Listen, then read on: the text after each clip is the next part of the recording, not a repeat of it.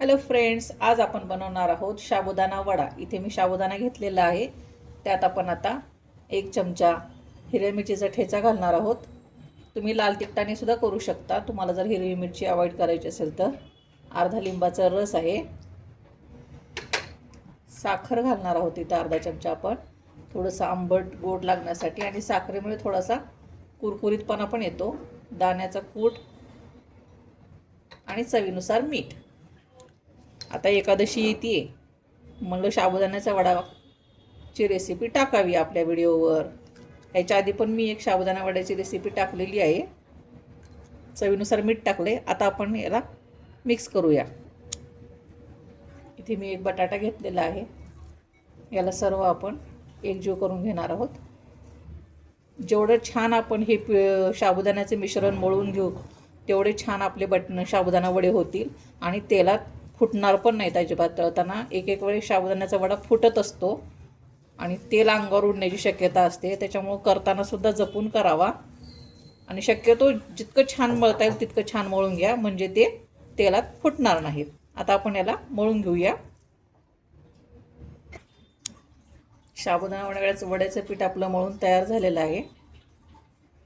जर थोडंसं घट्ट वाटत असेल तर तुम्ही याच्यात थोडंसं पाणी शिंपडू शकता। हे पहा, आपण आता या पद्धतीने साबुदाण्याचे वडे करून घेणार आहोत।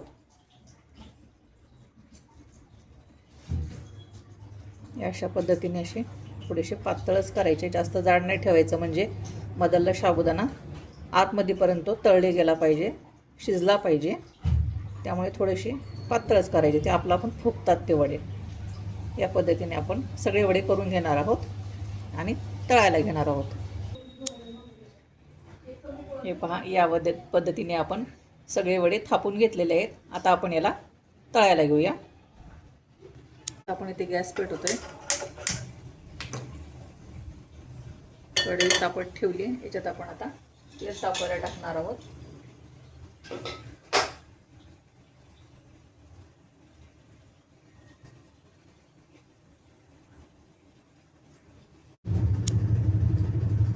तेल तापले आपलं आता आपण यात एक साबुदाणा वडा सोडणार आहोत।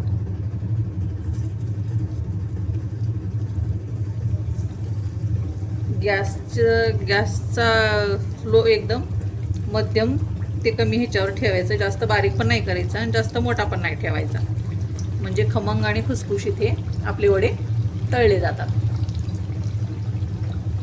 इथे मी गॅस मध्यम करते आता। हे पहा, खालच्या साईडने वडे असे लाल झाले ना की मग त्याला दुसऱ्या साईडने पलटायचं, म्हणजे ते वडे तुटणार पण नाहीत आणि आपण जेवढं जास्त छान त्याला चुरू पिठाला तेवढं ते छान वडे होतील आणि फुटणार पण नाहीत तुमचे वडे तेलामध्ये। पण तरी पण शक्यतो काळजी घ्यायची वडे करताना, की आपण वडे तेलात टाकल्यानंतर थोडंसं लांब थांबायचं, म्हणजे ते वडे फुटले तरी तुमच्या अंगावर तेल उडणार नाही। याला आपण आता दुसऱ्या अंगाने लाल करून घेऊया। आपले वडे आता दोन्ही अंगाने छान असे लाल खरपूस भाजले गेलेले आहेत। पातळ वडे केल्यामुळे आतून पण छान ते शिजलेलं आहे साबुदाणा। आता आपण याला सर्विंग प्लेटमध्ये काढून घेऊया।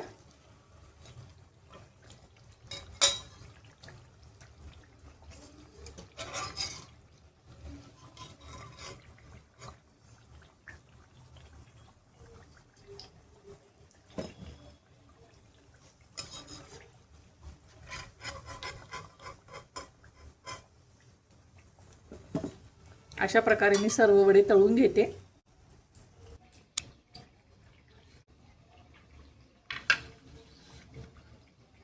खमंग खुसखुशीत असे वरून क्रिस्पी कुरकुरीत आणि आतून सॉफ्ट असलेले साबुदाणा वडे आपले खाण्यासाठी तयार आहेत।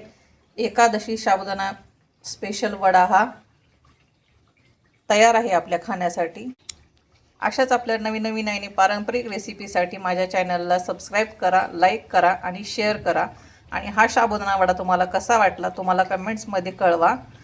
धन्यवाद।